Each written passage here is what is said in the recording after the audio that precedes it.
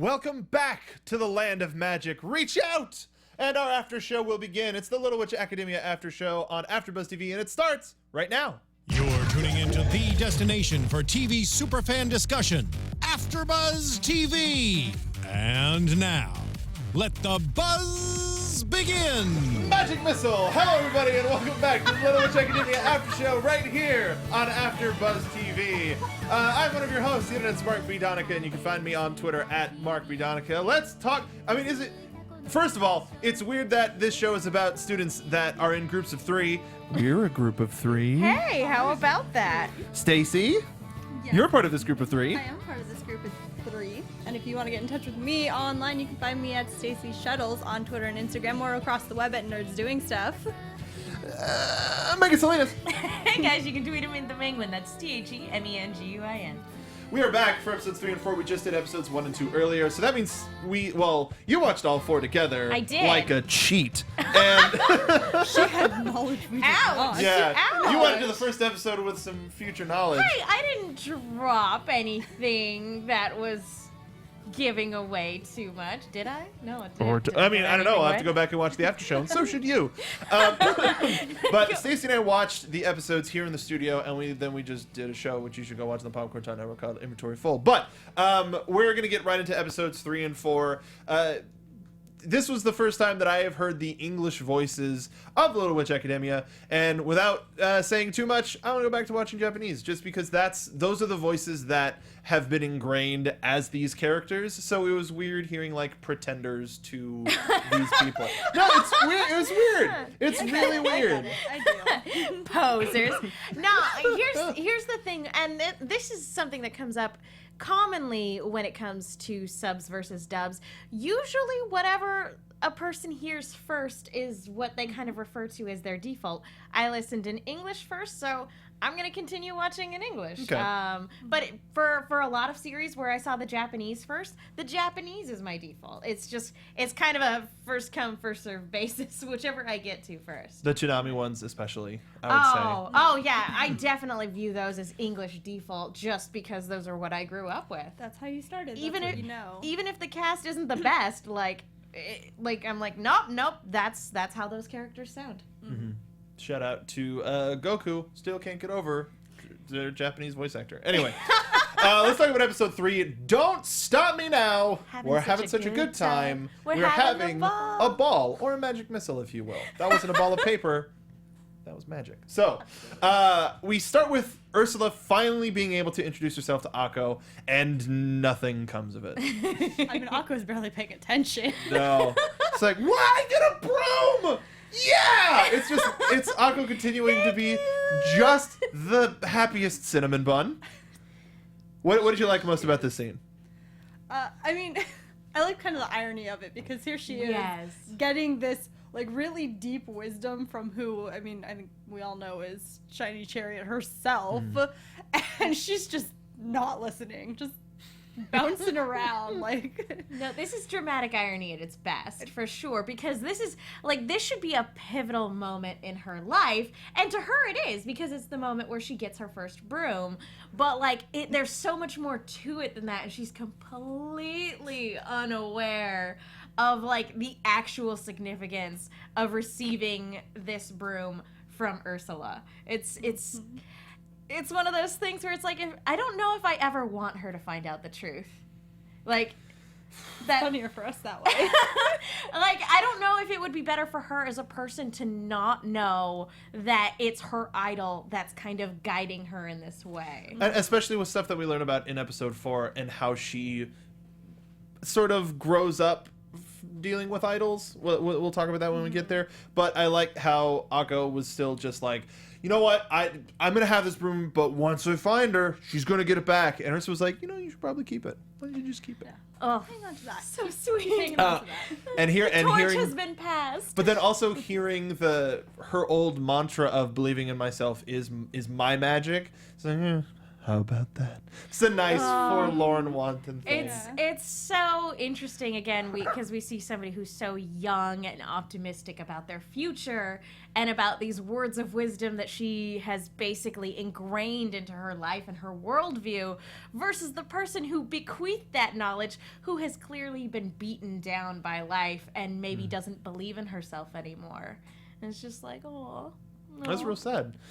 What do y'all feel about Akko revealing that she practiced flying a broom? Like, with you not having so any magic. cute. Yeah. Her like showing off all her bruises. Like she's so proud. Well, I got this scar from falling off of a tree, and I jumped off my roof, and I got this one back here. Oh, silly girl. It's just like It was in this episode where Susie was like, "I think we're both on the same page. She's an idiot, right? Right? Can't fly without magic, dum dum." No, guys, I'm gonna do it. I promise. I'm gonna do it. I'm gonna try and fly. I'm gonna try and I'm gonna do it. I went through many brooms. She is a force of nature, so if anyone was gonna do it, Yeah. You know what we're not seeing? We're not seeing the panicked looks of her parents throughout this entire childhood montage of failing to fly. Are we gonna get a parent-teacher night? Oh. At some point in the seasons, we can finally meet Akko's parents, and they're just covered in bruises and bandages, like raising this child. It's taken years off of our lives. But I would, and they talk about Chariot in a completely different way of like, she's the one that ruined her. if we ever meet this woman, I swear to all that is good. And Ursa's like, definitely not her, not me, no. Oh yeah, what a terrible person. Awful. Now, wouldn't it be a nice Flip, I want twist that. if, like, actually her parents were ridiculously supportive? With how Akko turned out, I can imagine that. They have to have some of that enthusiasm. They go, we want a little girl to be anything she wants to be. She wants to be a witch. Yeah. Thomas, we don't know exactly how to do that. Or no, what's another cartoon pun that her parents can be? I don't know. Tex. I don't know. We already got Avery. Could you imagine if they were James and Lily? Ooh. It's just like, wait a minute. Hold or on like, now. or Jim and Lilith. 'Cause it is, but it's not. We're doing Anyway. the subtle. I kind of like Chuck for Chuck No. Jones. Something, well, for the mom. But something that I was super stoked about, and we talked about it at the last episode, was when are we going to see the Enchanted Parade team finally start to show up? And it was in this episode! So happy that it was so quick. We got reintroduced to Amanda. She's a hotshot flyer, taking all sorts of chances, doing all these stunts. Love her hair. Right? How does she do it? Right? I don't know. Like, blonde, but red. It's magic. Nailed it. We got Hannah and Barbara are just the worst, but I like how within these couple of episodes we're learning. Even though they're the bad guys, we're still learning more about them, and we Like, can sympathize and empathize At with the them end too. of the day, they're kids. They're kids who have their own like things that they get obsessed with, and I feel like we can assume that at the end of the day, they just get carried away with being a little bit too mean-spirited. It's not like they're really bad guys. Right. Or are they? Oh, plot Surprise. twist. I don't know. We're gonna fight. They end up putting training wheels on Akko's broom. We find out that we find out that there is a relay race coming up, and the only reason why Akko wants to enter it is she sees the Chariot won, so I'm gonna win, and my picture is gonna be on the wall right next to her. Well, Some way to get motivated, I guess. About that. about that, you still can't fly. Can't do it. There's a big problem. So we find out Lotte takes Akko to the Magic Item Cafe, finds out about this legendary broom, the Shooting Star, which is, you see in the pictures, it's just beautiful, but it's reckless. It's a loose cannon.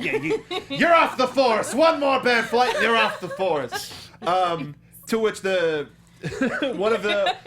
one of the differences between the English and the Japanese dub was we saw on the subtitles was, I would really like to borrow it. To which the English dub was, dibs. All right, some of the cultural differences work out for me. But the shopkeeper ends up saying, there is nobody alive who can control that broom. That's not foreshadowing. Anyway, Amanda ends up being at the store, overhears them. There's some trickness afoot. Ursula ends up getting Akko, baby's first broom. It's like, I know. So cute. It's a kid's book. I know. I'm sorry. It's like probably plastic pages and everything. But she's like, oh my God, you're the coolest. I love you. Which is so great about Akko, though. Like, I mean, she's not insulted by it. She's like, yes. If anything, like, she's more frustrated when even that doesn't help out. We pointed out in the last episode, or with the help from a miraculous Corazon, pointed out some of our various characters from various countries, and is pointing out Amanda from the United States of America, and I can pretty much guess the other two when we get to them just by their names, but there is one in here. Miraculous Corazon says again, Ursula is best witch mom. which I can understand. I love her. So we find out that Akko registers all of the girls as a team already, and the last thing that Susie wants to do until she finds out that is it Lukic? Lukic? Yeah. Okay. So that Lukic, the potions teacher, that is like OG classic witch, her future boss, is going to be giving out a prize for the winner. So that gets her in, but a little bit too seriously by pushing Akko off of a ledge, Super motivated. firing her out of a cannon. I think the main takeaway from this episode is that Susie is terrifying. Especially when she is motivated. one of my notes in this when we get to the relay was, Susie, you devil. Because she ends up planting all of the other girls' brooms into the starting line so that she gets an immediate advantage. Question. This is allowed? Like, I feel like immediately the official should have been like, well, that team's disqualified.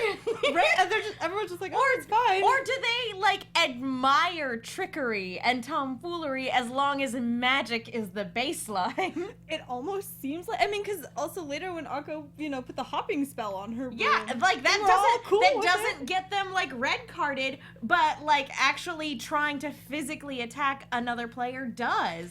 So what are the rules of this race? It seems like the rules are, if you're on a broom, you're good. Yeah. She didn't get red carded for attacking her, though. That's what we thought at first. Oh, what was it? Was it then? because she had a donut instead Yeah, of Amanda. a ring. Right, Yeah, that's Amanda right. had the. So this really is a no holds bar thing. it looked like she was going after her because she was trying to attack her. But then, like, they held up the donut. They're like, it's because you didn't actually get the right ring. So yeah, this is a free for all. Anything goes. No Like hold they barred. could have been like straight up firing spells at one another through the air, and it would have been okay. Nobody was around to do so, though. No. Because they were all in the back. Could you imagine what was going to happen during this race Just- if they had all gotten a fair start? The equivalent of like a blue shell or something like that. Oh god. We meet the other two members. I'm just going to call them Parade Squad. We meet Constance, who is a technological wunderkind, presuming she's I from love Germany. her steampunk. She's German, I I would love her presume. steampunk broom. It made me so happy. And Yasmika, who is in Enchanted Parade.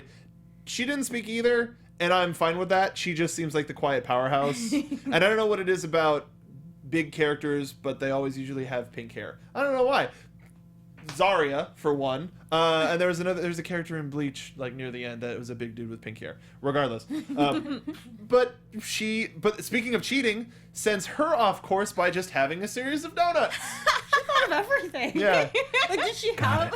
I feel like she hasn't been, like, when she applies herself, it is downright terrifying. Oh, I mean...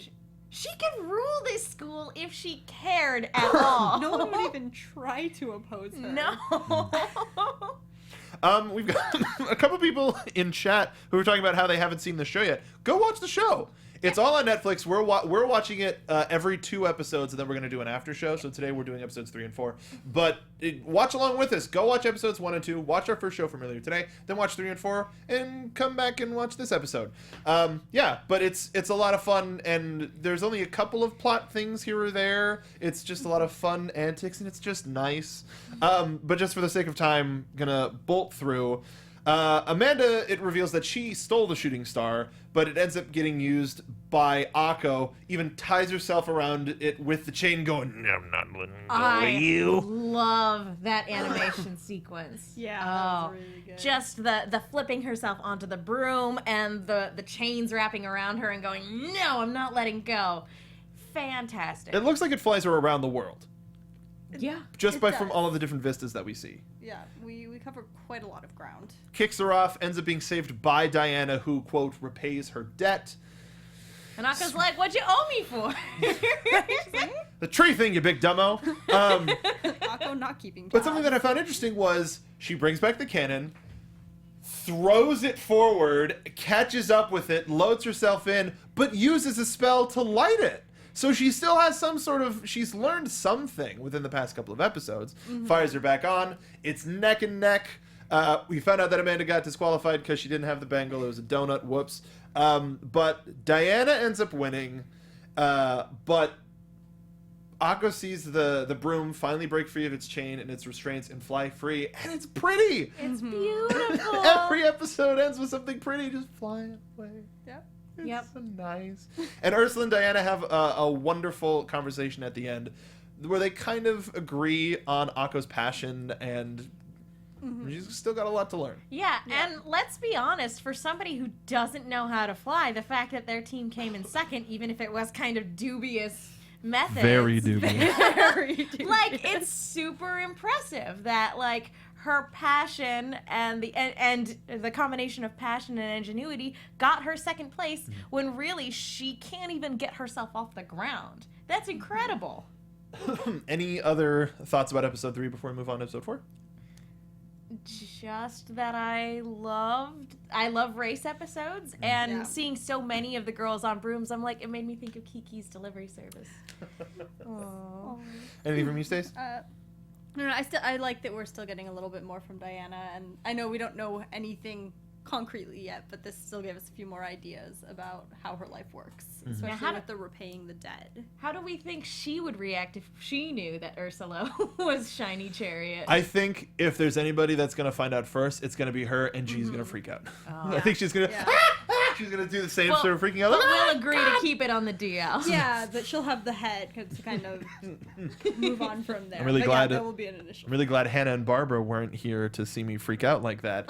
But that's okay. They're going to freak out further. Before we get to episode 4, I just wanted to mention really quick about iTunes. We are on the cusp of being on iTunes, so make sure if you're listening to this, or if you're listening to this on iTunes, that means, hey, we're here. Please leave us a review. Please leave us a comment. It lets the folks here that run AfterBuzz know that anime content is something that the listeners want, and we've been getting a lot of requests for various anime, and there's some that are in the middle of their run, some that are a couple seasons in, that'll be a little bit harder to do, but by showing that the fans are responding to this, it'll let them know that maybe we should keep an eye out for more anime shows to do. So please leave us a comment on iTunes, leave us a comment down below on YouTube, follow us on Twitter. I forgot to use the hashtag. We're using hashtag ABTVLWA. Super simple, super to the point. So if you want to tweet us at all throughout the week, no spoilers, for the love of goodness. We are going no. episode by episode, or every 2 episodes. So after we get done with these, I'm going to watch episodes 5 and 6.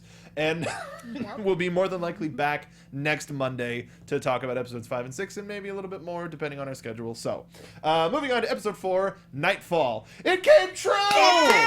It happened! There. As- You have an eagle eye, my Yeah, you- friend. That was a good catch. Is it the fact that, is it good or bad that I know the Twilight logo? No, I feel like And the little fun. twirly thing on the... I feel like it speaks more as to how much that book series has personally affected you. And like to the point where you can recognize it immediately, even when it's just a little Easter egg. I feel like did Twilight hurt you, Mark? It was.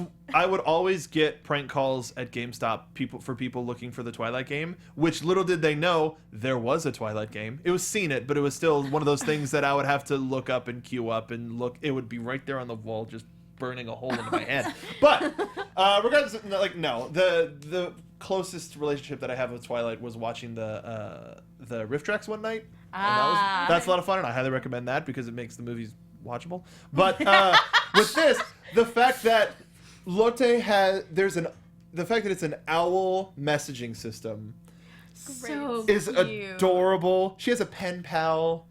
Big Ben 10 was it in the subtitle, but it was Great Ben. I don't know why you couldn't just call it Big Ben. Weird. But she's just super excited. She's gonna meet Annabelle. There's some sort of a release event that we're gonna hear about. But unfortunately, the girls took a tart, and you got to make sure that you know it's a tart. And as a result, because it's more expensive. Very important for this school, as we find out yet again. and we get a name check for Professor Babcock, and we get another reference of financial hardships for the school. The girls were just upset that they were getting a lot of the same stuff, but as a result, they're punished. They have to come in Saturday and unload the truck, and then have a special tutoring session with Professor Ursula, to which Lotte freaks out. She's like, no, please, I'll do anything. Ends up begging. On her knees. Please, look, she's sorry. We're all sorry. You poor girl. You poor dear. Sweet baby angel. And we find out afterwards that she's just gone comatose. She's It has poker. broken her. Poor girl. And that's where we find out that the newest edition of Nightfall is being released, volume 365. Jeez. We have main characters Belle and Edgar, who's a vampire, but her favorite character is Arthur, the werewolf. Can I just say that this parody, this Twilight stand-in, sounds a heck of a lot more interesting than actual Twilight. It does. I would have much rather the book's gone off in that direction, like with what was their It's dancing. It's only logical that it goes to space. It's the natural progression of his character. Yes. Well, it sounds like Makes perfect sense. it sounds like they took Twilight and Beauty and the Beast and just mashed And, them like, together. mashed Well, them and then they together. just took it further To space. Again, when you're All the way to the 365 stars. novels in, like, I don't know, you probably have jumped the shark a couple times. Sounds like far more than a couple. But true, yeah, 365 volumes, and yeah, you're in space at that point. Yeah. There's nothing left on the There's the nothing left planet for you to Earth. do once you go to space. One of the interesting things about this whole, well, first of all, her name's Annabelle Grimm, but also we got another year check of 120 years. Yes. That time period, something happened 120 years ago to either start like a magical revolution or end a magical revolution, and we're dealing with it's like, oh, that'll never come back. And it's happening again. So Akko ends up getting an idea. They unload the potato truck and sneak out of their lesson from Professor Ursula. That poor and, lady. Because good ideas. Well, no, Akko has a great idea. Lotte is going down a dark road because she's like, sometimes you have to break a few eggs to make an omelet. Like, yo! Sacrifices. Yeah, she jumps on board with like an enthusiasm that. If I have to kill somebody, I'll kill somebody. It's just collateral damage standing between me and Annabelle. I guess we got terrifying Susie in the last episode, so now we've got lots. We're coming to find that all three of these girls are terrifying in their own way. Yeah. When they set their sights on something that they want or something that they perceive that they need, do not stand in their way. Yeah. You will be crushed. And I liked when we arrive in town, we get to see essentially Nightfall Con, where the entire city was taken over. There's people in costumes, and she's like, oh my god, you're actually the Big Ben from this thing, and this part's like, nobody's got my costume yet. And just pure anarchy. And one of the interesting differences that we found we had the English subtitles on, but we were listening to it in English, and stuff didn't sync up. There were certain things that were being said that wasn't a part of, and don't worry, the clip isn't now, but it was one of those things that, I only did that because we watched it on that TV. But when Lotte starts talking about how the Nightfall books became so important in her life, she talks about how her family ran a small magic shop and people made fun of her for being a witch, and she found this wonderful magical world that she could escape into, and she said, I just liked the stories and the romance that was coming in. But the subtitles said, it helped her feel better because she understood the bullying that Arthur was receiving being a vampire. And I think that's much more important of a message to have than just, the romance. I buried it. myself in my escape, and it made me feel better because it made me forget. No, there's definitely something to be said about like a lesson in empathy as opposed and understanding your own hurt in that way, as opposed to just and then I forgot about it because I buried myself in this book that was a fantasy escape. Like that's one of the things that is gonna make me go back to the Japanese version is like that gave us more of a character note. It was less of just like, this is a funny, silly thing that we're doing, but Lotte was legitimately distressed. What's interesting about that particular localization choice is that this wasn't an issue with lip syncing either. This was a straight VO. They could have said anything, and that's kind of what they went with. And it's not that it's bad because, like, again, these books still helped her through a very difficult time in her life, but one is definitely the implications of both are very different. We get Hannah and Barbara are like, this place sucks. Barbara's like, yeah, It's awful. This. Why don't we get so lame. Why don't we get closer to the event and make fun of these people? Like, why don't we get in line? It'd be. I don't know. Like, it'd be fun to like just watch all of these guys. Yeah. I mean, We could be These- the author and laugh at her. These nerds.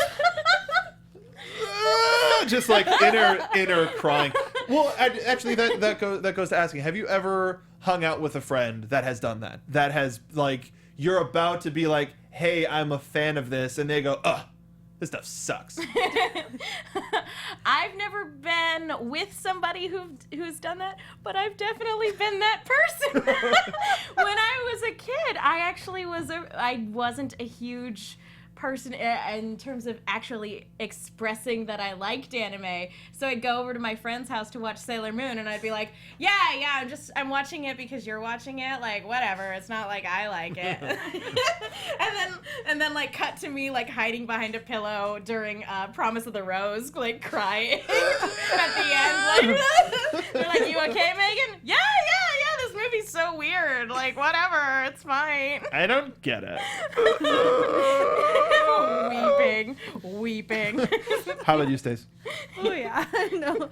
And a lot of it had to do with anime too. Actually, like it took a while for me to truly embrace that I really enjoy anime. So, anytime someone would be like, "Oh yeah, that stuff's so strange," I'm like, "Yeah." I don't know who watches that. Who does that?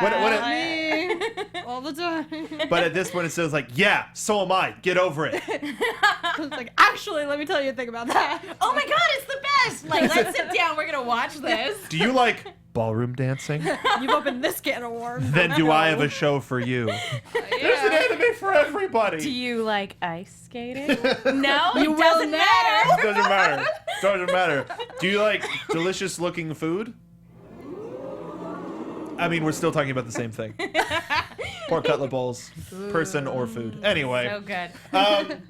Well, you get introduced to Annabelle, who doesn't look like she wants to be there whatsoever. Did anybody else like have like a genuine moment of like fear when the pen got passed over and she's like, I'm not the first Annabelle? That one, yeah, it's just like, Yeah. no, we were introduced like, no, not Lotte. You're Annabelle now. Yeah. Don't do anything to her. So Lotte ends up winning a trivia competition, which is a wonderful way of being like, hey, you know this story in and out.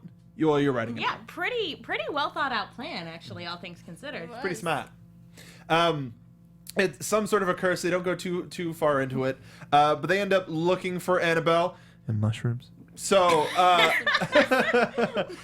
they end up getting into this conversation where Aqua's like, yeah, it's your idol. You want to become just like her, right? And she's like, no, there's some things I'm not good at. It would kind of ruin the series for me. I know the things that I'm good at and the things that I'm not, and I would rather have somebody else do it so that I can enjoy it and sit back and enjoy it. It was a really pragmatic, nice adult way of looking at it, and it made Aqua think.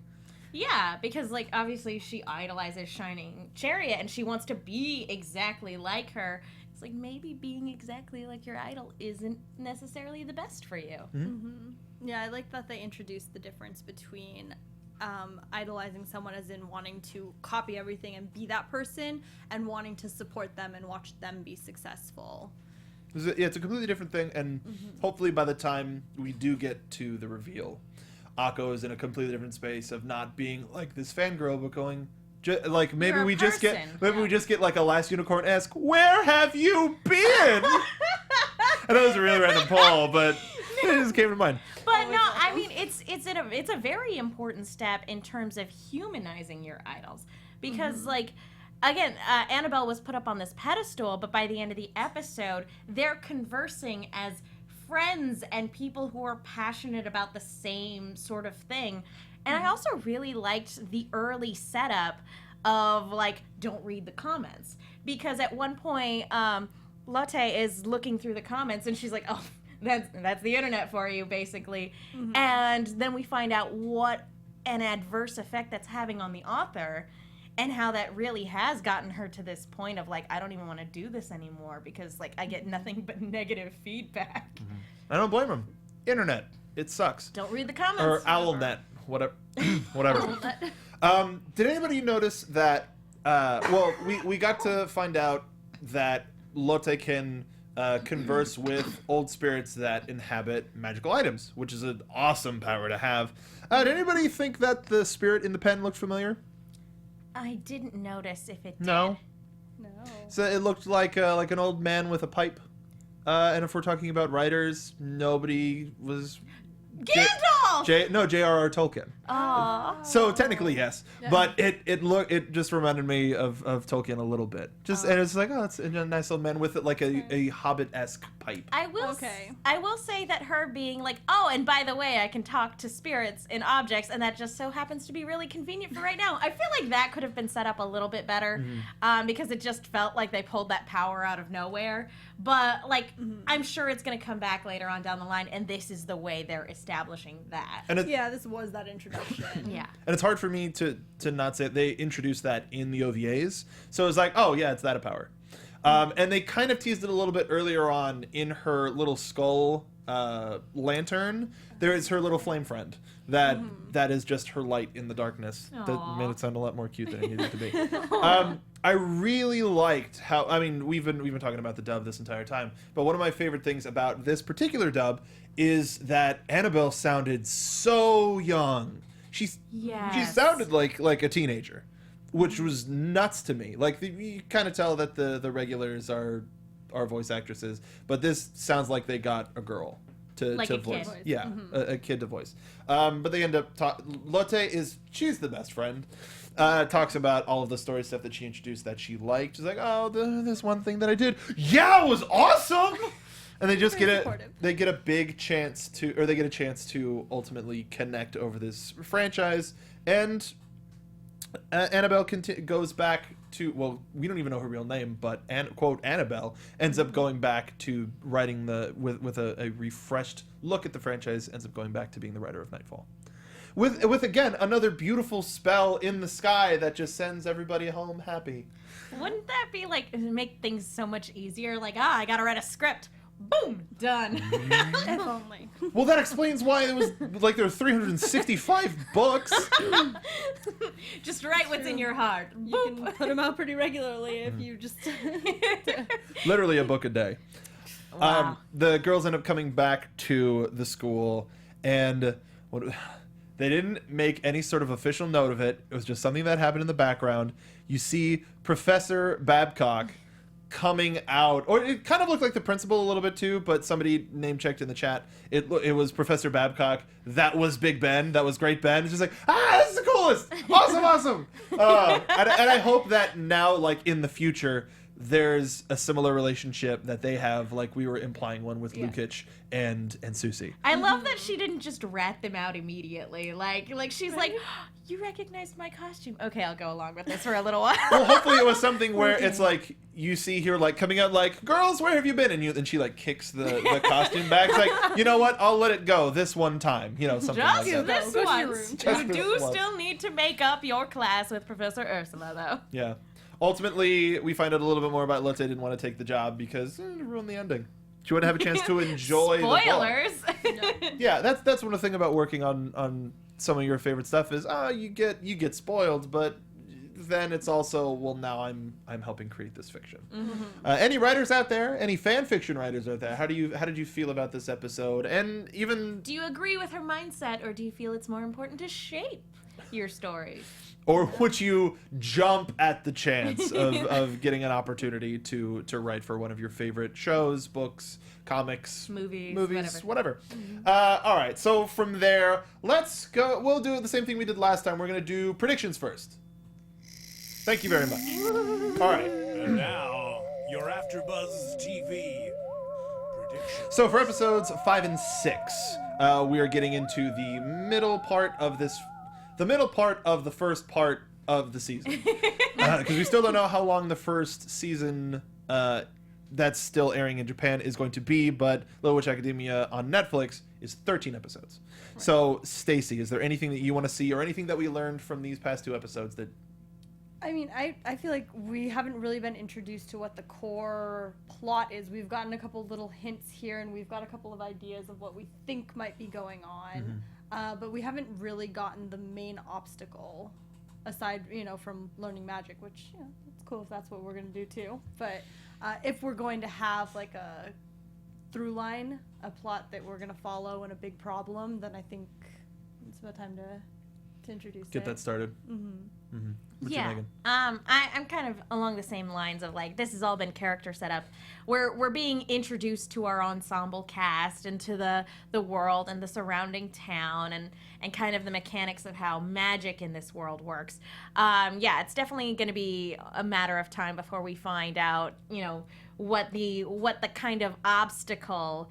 Because I highly doubt this is just going to be like creature of the week sort of situation. I do feel like eventually it's going to build up into something, whether that's an evil wizard or if it's just the financial ruin of the school. There's going to be some obstacle that our girls have to overcome, and they're going to overcome it by coming together as friends And being adorable while doing it. yes Yeah, I agree. I think if we're going to get a through line, we're going to get it soon.